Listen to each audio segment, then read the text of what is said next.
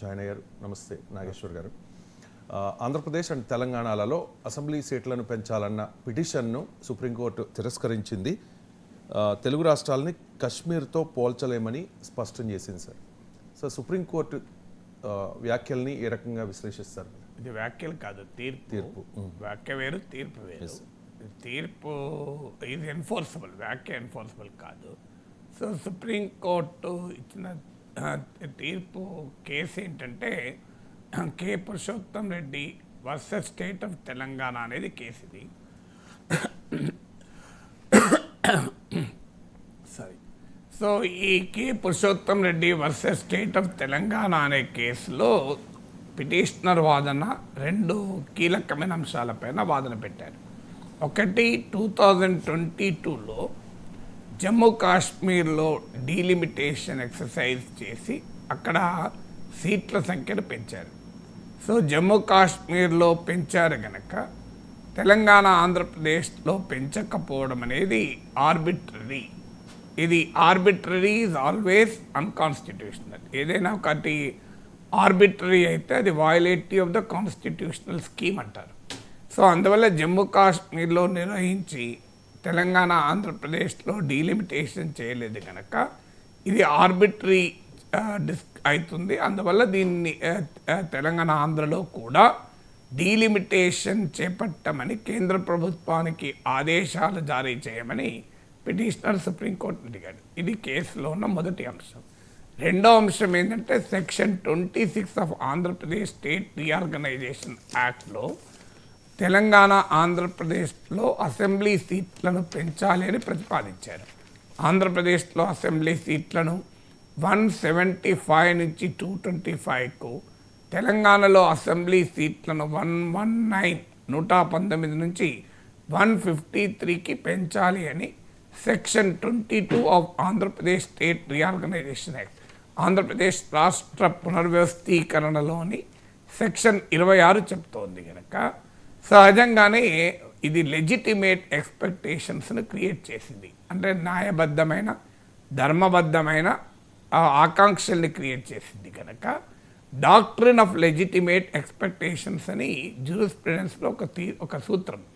So doctrine of legitimate expectations ప్రకారం రాష్ట్ర పునర్వ్యవస్థీకరణ చట్టంలోని సెక్షన్ 26లో ప్రతిపాదించారు కనుక అసెంబ్లీ సీట్లను పెంచాలి, అందుకు అనుగుణంగా డీలిమిటేషన్ చేపట్టాలి అనేది పిటిషనర్ రెండో వాదన. ఈ రెండు వాదనల్ని సుప్రీంకోర్టు కొట్టివేసింది.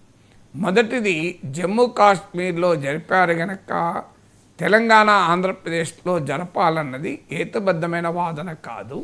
ఎందుకంటే జమ్మూ కాశ్మీర్ అనేది ఒక కేంద్రపాలిత ప్రాంతం. కేంద్రపాలిత ప్రాంతాలకు, రాష్ట్రాలకు వేరు వేరు రాజ్యాంగపరమైన అధికారాలు ఉన్నాయి.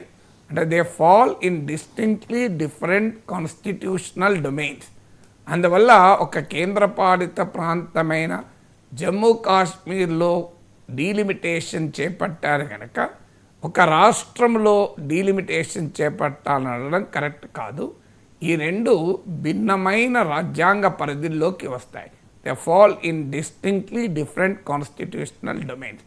ఉదాహరణకు కేంద్రపాలిత ప్రాంతాలను గవర్న్ చేసేది ఆర్టికల్ 239A.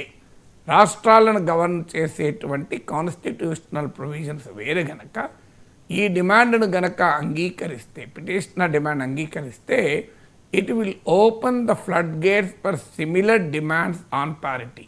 అంటే ఇతర రాష్ట్రాల నుంచి కూడా ఇదే రకమైన డిమాండ్లు వస్తాయి. This will destabilise the uniform electoral framework.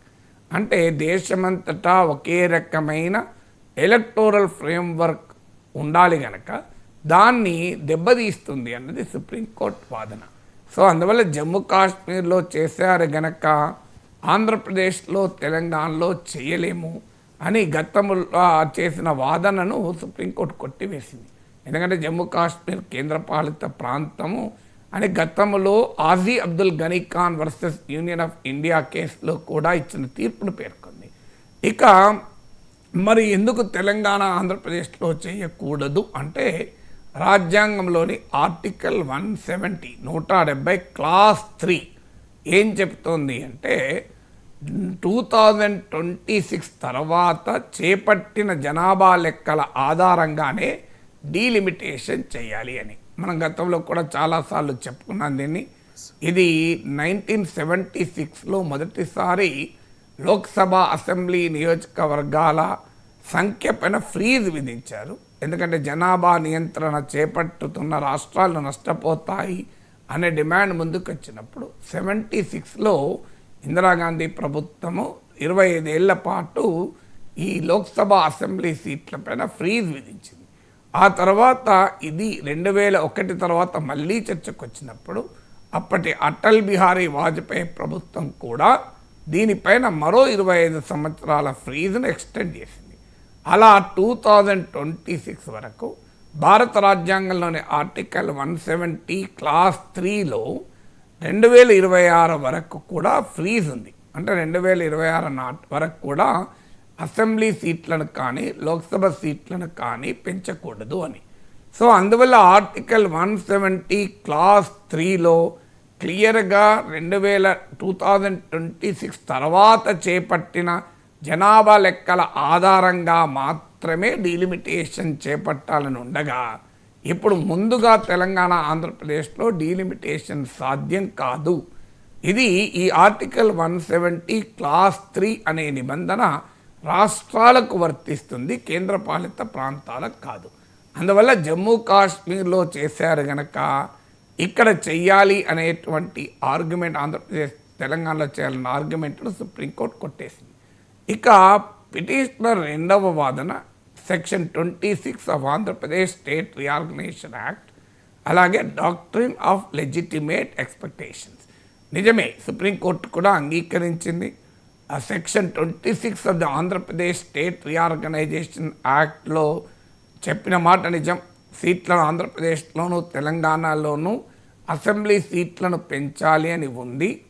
కానీ ఇది సెల్ఫ్ ఎగ్జిక్యూటింగ్ మ్యాండేట్ కాదు. అంటే రాష్ట్ర పునర్వ్యవస్థీకరణ చట్టంలోని సెక్షన్ 26 డీలిమిటేషన్ చెయ్యమని ఆదేశాలు ఇవ్వడం లేదు. అందువల్ల it is not a self executing mandate. ఇది లెజిస్లేటివ్ ఫ్రేమ్వర్క్ను మాత్రమే సూచిస్తోంది. అందువల్ల ఈ section 26 of Andhra Pradesh state reorganisation యాక్ట్ను రాజ్యాంగంలోని ఆర్టికల్ 170ని కలిపి చదవాలి, విడివిడిగా చదవకూడదు అని సుప్రీంకోర్టు పేర్కొంటూ a plain and harmonious reading of statutory and constitutional provisions. Statute అంటే చట్టంలోని అంశాలను రాజ్యాంగంలోని అంశాలను కలిపి చదివినప్పుడు, సమన్వయం చేసుకొని చదివినప్పుడు మాత్రమే న్యాయం చేయగలము అని. ఎందుకంటే ఆర్టికల్ 173కి సంబంధము లేకుండా section 26 of the Andhra Pradesh state reorganisation యాక్ట్ను చదవకూడదు. కారణం section 26 of Andhra Pradesh state reorganisation act is not a self executing mandate.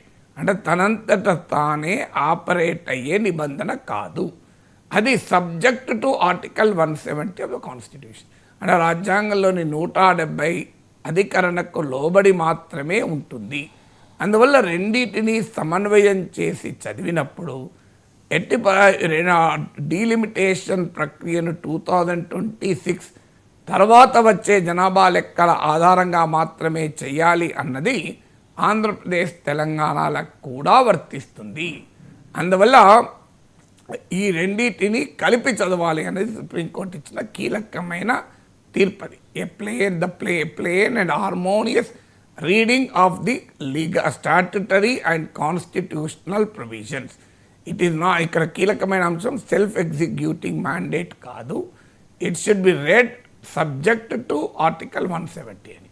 ఇక దీని నుంచి వచ్చే next question doctrine of legitimate expectations.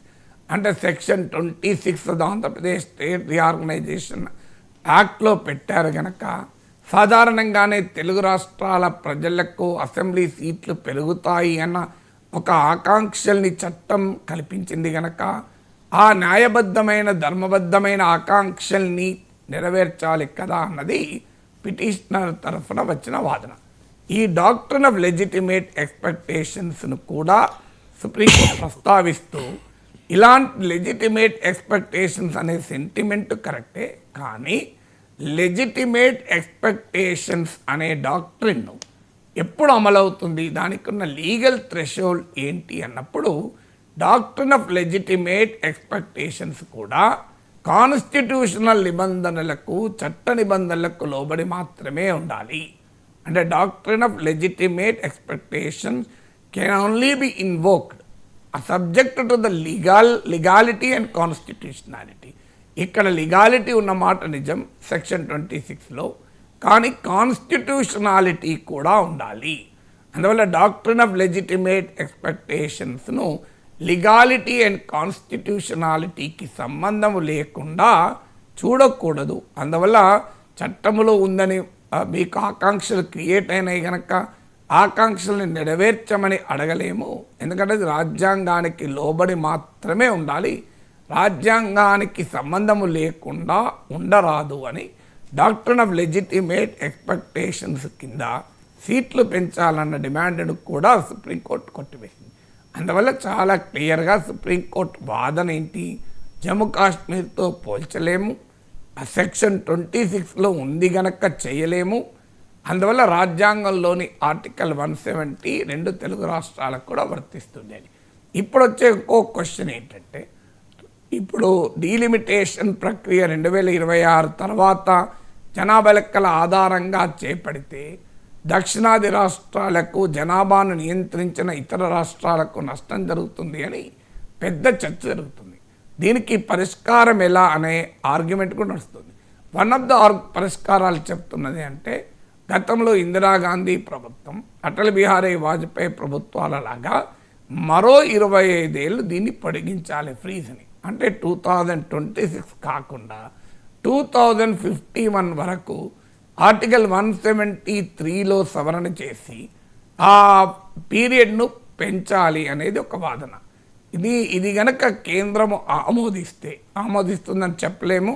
ఎందుకంటే కేంద్రానికి, బీజేపీకి తనకు అనుకూలమైన హిందీ రాష్ట్రాల్లో సీట్లు పెరిగి తనకు అనుకూల వాతావరణము లేని దక్షిణాది రాష్ట్రాల్లో సీట్లు పెరగవు గనక పొలిటికల్లీ అది అడ్వైజబుల్, పొలిటికల్లీ వాళ్ళకు ప్రిఫరబుల్.